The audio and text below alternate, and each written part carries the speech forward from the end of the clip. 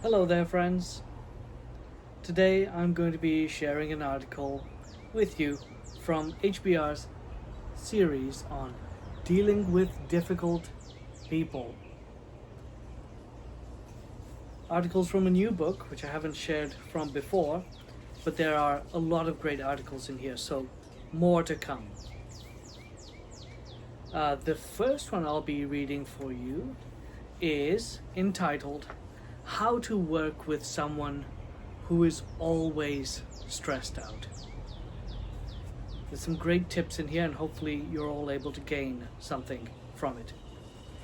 It's written by Rebecca Knight, so as always I'll share a little bit about the author first, and then we'll jump right into the article. Rebecca Knight is a freelance journalist in Boston and a lecturer at Wesleyan University. Her work has been published in the New York Times, USA Today, and the Financial Times. And this article was from 2017, so I imagine Rebecca has many more accolades and accomplishments to share now. In any case, let's jump into what she said about how to work with someone who is always stressed out.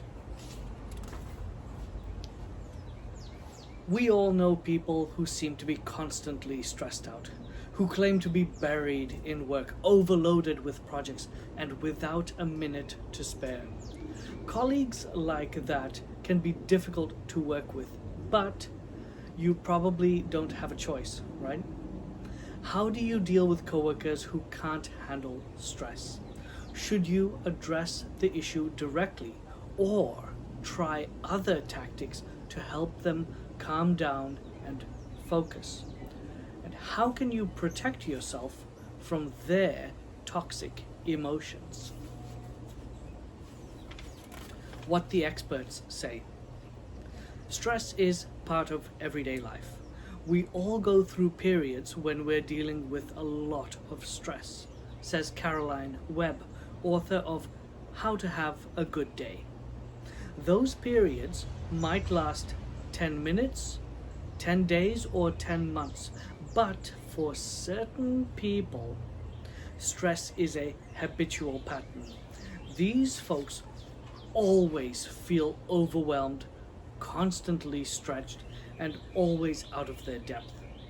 Working closely with a person like this can be a real challenge. But you mustn't make them the villain, says Holly Weeks, author of Failure to Communicate. You shouldn't think, what can I do to change this person? Think instead about how to neutralize the situation and what you can do for yourself. Whether you regard your colleague as annoyance or regard them with sympathy, here are some tips on how to collaborate more effectively. Now, there are 7 tips that are shared. I'll read the titles of each first, and then we'll go through them one by one in greater detail. Number 1, don't judge. Number 2, acknowledge the stress. Number 3, offer praise. Number 4, offer assistance. Number 5, break down your requests. Number 6, ask for a read. And number 7, get some distance. Those are the 7 tips. So let's go through them one by one, starting with the first tip, don't judge. First things first, check that you're not being too judgmental. There's an enormous range in people's tolerance levels for stress, and stress that may feel toxic to you may be stimulating to someone else. And this is something that Holly Weeks explains in her book. So, unless you are a psychologist, judging someone's way of handling stress is inappropriate. And that is fraught with difficulty. So try to think of your colleague's disposition not as a character flaw, but as a characteristic. Webb notes that your coworker may just be responding to the always on nature of work nowadays. There was a time when you could go home and forget about work until the next day, but the modern era's pressure to stay connected weighs on some people much more than it does on others. So keep that in mind and use it as a tool to not be too judgmental of other people. Tip number 2, acknowledge the stress. It's important to make the stressed out person feel seen and heard. Say something like, I noticed you were working late last night and it wasn't the first time. How are things going? Then, after your colleague recites the usual catalogue of pressures, then you can add the note, that must be hard. And it doesn't matter if you believe this or not. That is how this person is feeling. They feel it is hard, and you acknowledging that is extremely important. Acknowledging it gives you both a chance to move beyond. And at the same time, Holly Weeks says, you mustn't enable or agitate your colleague by making comments. She advises, don't make comments like, I don't know how you can stand it. This company is working you to death, etc. Like that sort of commentary is just going to provoke the stress even further. That is not helpful. Instead, she says, say something more neutral, like, you have a lot of balls in the air, you're juggling a lot of things at the same time. Tip number 3, offer praise. You can interject some positive emotions into the situation. Offering praise is a great way. One of the best ways to get a stressed person out of fight or flight mode is to pay them a compliment. This is something that Caroline Webb advises. This person is feeling out of control, incompetent, possibly disrespected. A compliment is your easy way to help them get back to their better self. Praising someone's performance in the workplace gives the person an alternative self-image of being a competent, positive professional. Cite something specific. It's a good tip. Cite something specific. For instance, you could say, the way you handled that presentation last week was admirable.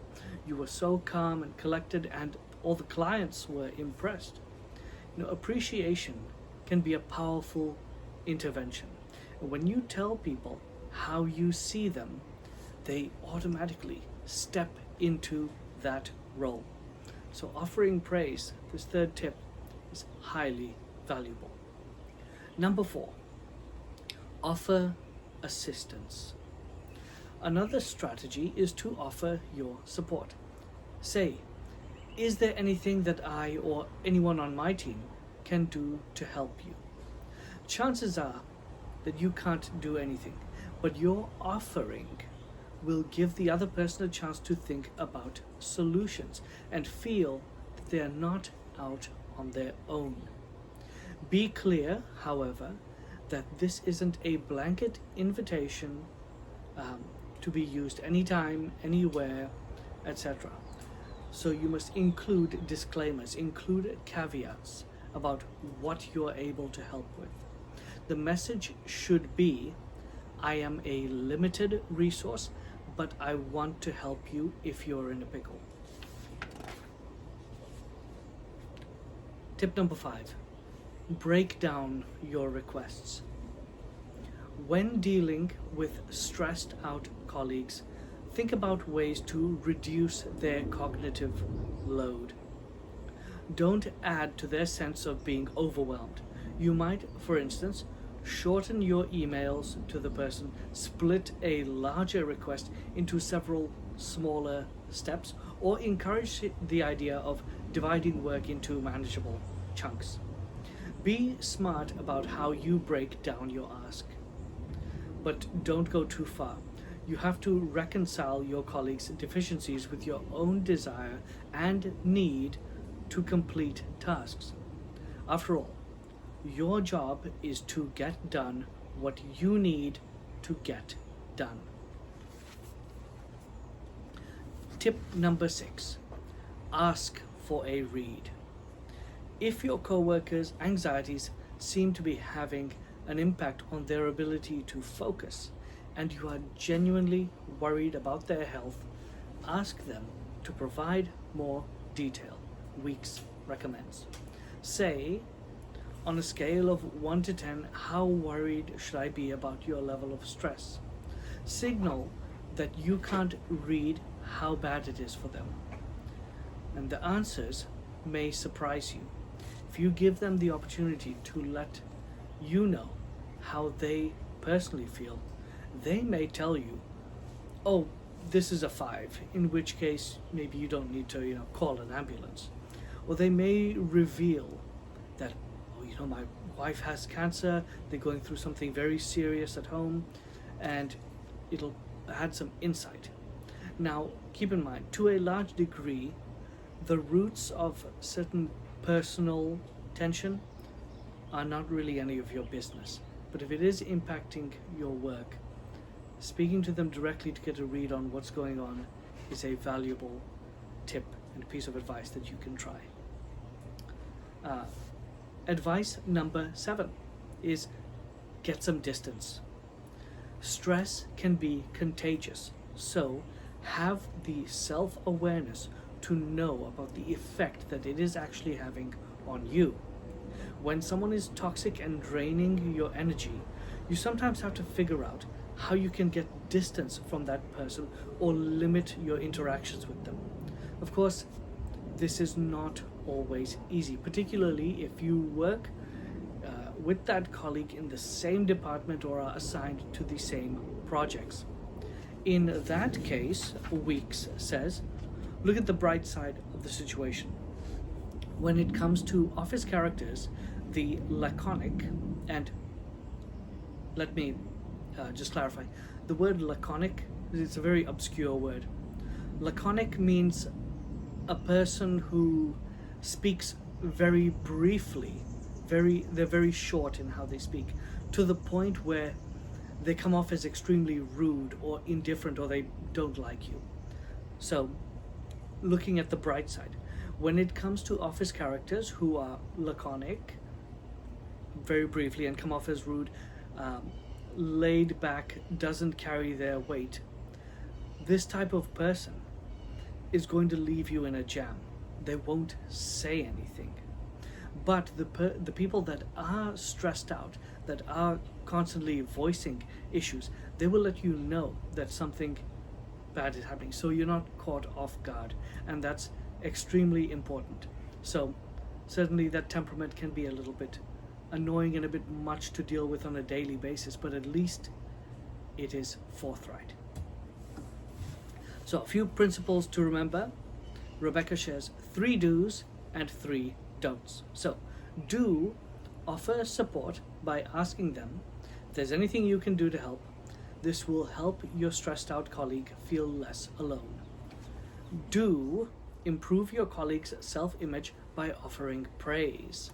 And number 3, do think about ways to reduce the person's cognitive load by, for instance, breaking work up into more manageable chunks. Now the 3 don'ts. Don't judge. Your colleague may express stress differently than you. That's not necessarily a character flaw. Number 2, don't enable the person. Simply acknowledge the stress, then try to help your colleague move beyond it. Number 3, don't get sucked in. Instead, figure out how to get distance from your colleague. Don't get trapped into whatever toxic tornado they are creating emotionally. Now, Rebecca shares a couple of case studies at the end. I'll read those quickly, and then I think we'll be done with this article. So, case study number 1, offer your help and perspective. Caroline Hendricks, founder and CEO of Jobatical, the international job placement firm, previously worked at a company where she supervised a highly anxious marketing executive. The colleague, we'll call her Jenny, was so overwhelmed and stressed out by her work that her overall performance was really beginning to suffer, Caroline recalls. Everyone could see how hard she was working, but I also saw the dark circles under her eyes, her jumpy mood, and her irritability. Caroline knew that it wasn't her place to judge. Jenny just seemed to be wired that way. Instead, she offered support and talked about the work that Jenny had to do in terms of small steps rather than a single large, daunting task. I asked her to imagine a messy room that she needed to clean up. I told her to think of stepping into that room and seeing the clothes scattered all over the floor, the mountain of candy wrappers under the bed, and a layer of dust covering every surface. I told her that she had two options. She could give up, fall apart, and surrender to the mess, or she could pick up the first pair of socks that she saw and feel good about being one step closer to cleaning up that mess. And step by step, inch by inch, item by item, she would create order. Caroline says that that message and that imagery got through to Jenny. I started to see her sharing more of her small victories and how happy that was making her. Her performance improved drastically, and her team members felt comfortable communicating with her once again. Case study number 2 now. Be empathetic and praise your stressed out colleagues' strengths. Earlier in her career, Jan Bruce worked as a publisher and editor at a consumer health and wellness magazine. It was a high-stress environment in a pressure cooker industry, she recalls. There were a lot of big personalities strutting around the office. The culture was toxic, and people were inclined to be disparaging. One of her closest colleagues, we'll call her Abby, became consumed by the strain of her job. She had been very successful in the organization and had gotten many promotions, so she was under extreme pressure, Jan explains. At a certain point, she started working so hard that she was unable to focus. The stress was making her sick. Jan remembers approaching Abby with a spirit of empathy and concern. I said, "I know that you're under a lot of pressure.